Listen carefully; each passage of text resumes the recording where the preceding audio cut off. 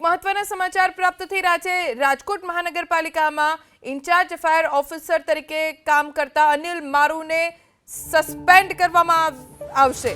1,80,000ની લાંચ લેવાના કેસમાં અનિલ મારુ હાલ જેલ હવાલે છે। રાજકોટ મનપા અનિલ મારુ વિરુદ્ધ કાર્યવાહી કરશે। અનિલ મારુ ભુજમાં 10 વર્ષથી વધુ સમયથી ફરજ બજાવતો હતો। રાજકોટમાં આવ્યાના ગણતરીના દિવસોમાં જ લાંચ કેસમાં તેની ધરપકડ કરવામાં આવી છે।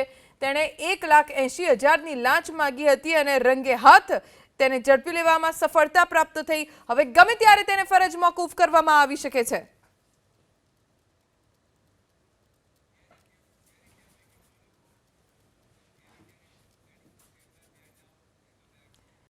એક મહત્વના સમાચાર પ્રાપ્ત થઈ રહ્યા છે। રાજકોટ મહાનગરપાલિકામાં ઇન્ચાર્જ ફાયર ઓફિસર તરીકે કામ કરતા અનિલ મારુને સસ્પેન્ડ કરવામાં આવશે।